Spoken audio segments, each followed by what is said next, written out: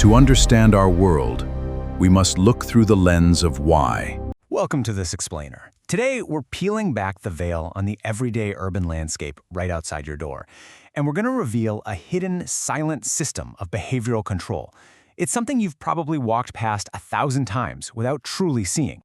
So let's dive right into this concept. Ask yourself this: is the concrete and steel around us actually a weaponized physical barrel meant to force conformity? What if the city itself was designed to reject you? To get to the bottom of that, we've got to look at what experts call hostile architecture, or defensive design. Basically, this is the practice of using civil engineering to achieve social engineering. Critics point out that it primarily targets the most vulnerable among us, the unhoused, youth, and low-income populations, literally designing them out of public view. Section 1. Concrete and metal deterrence. The weaponization of everyday objects. Let's take a look at how the physical geometry of our streets is literally designed to influence your behavior. Take a look at this seating area right here. Planners have literally dropped a massive boulder smack in the middle of a bench just to ensure that someone without a home can't lie down. As observers note, it's an aggressive physical barrier just masquerading as nice landscaping. And this brilliantly illustrates what sociologist Roland Atkinson calls the mollification of public spaces.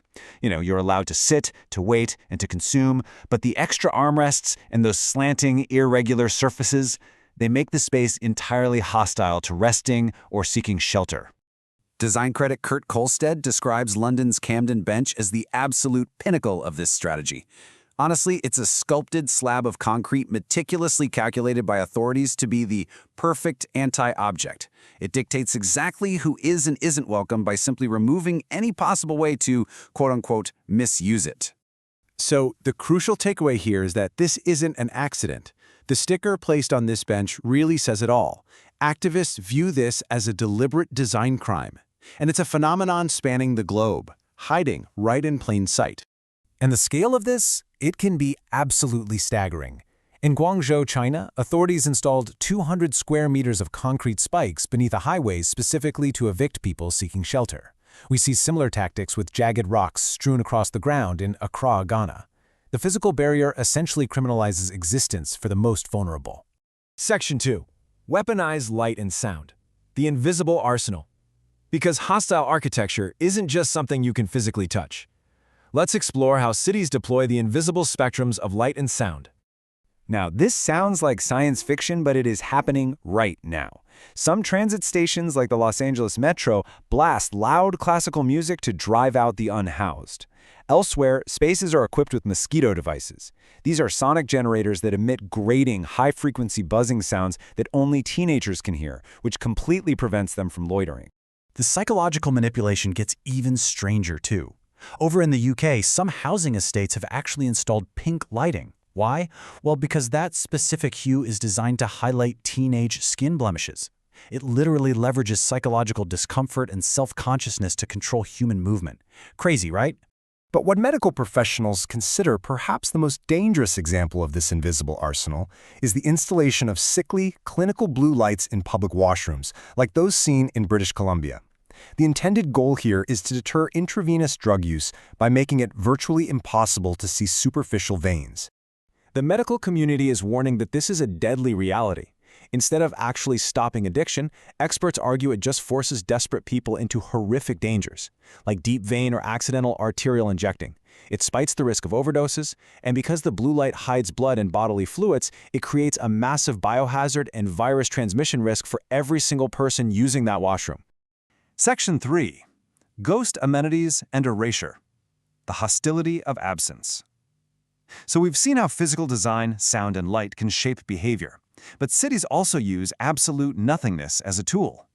Public space researcher Tara Cello coined a really fascinating term for this: ghost amenities. This describes environments where the city simply removes human comforts entirely. They essentially erase the bench altogether rather than putting a spike on it. Think about it. A human-centered space invites community, right? It offers shade, a place to rest, basic sanitary facilities. A ghost space, on the other hand, is a stark, cost-cutting transit zone. You're meant to move through it, not actually exist in it.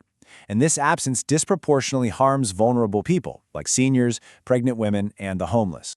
Critics argue that by removing basic things like safe drinking water and public toilets, cities are really just pushing marginalized groups into the shadows.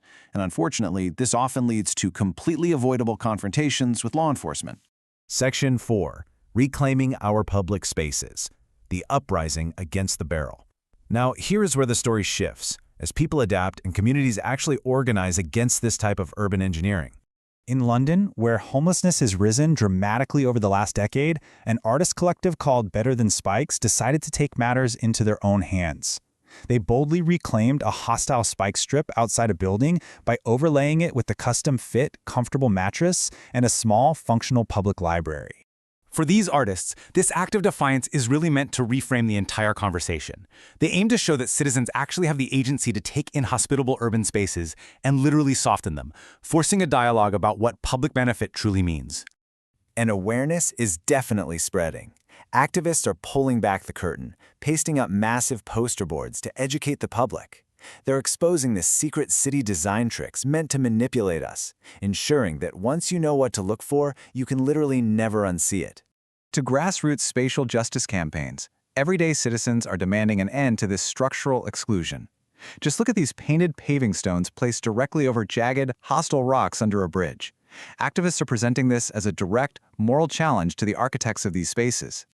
Ultimately, campaigns like this force all of us to look at our modern streets and consider the powerful question posed by this protester. We have to confront how we construct our shared world. The physical barrel is all around us. The spikes, the slanting seats, the blue lights, and the ghost amenities. But now that you've learned to see the invisible architecture of exclusion, you have to ask yourself, if the city is meticulously designed to reject the most vulnerable, who is this public space actually for? Why settle for shallow facts? Join the intellectual rebellion. Subscribe to Y Lens now.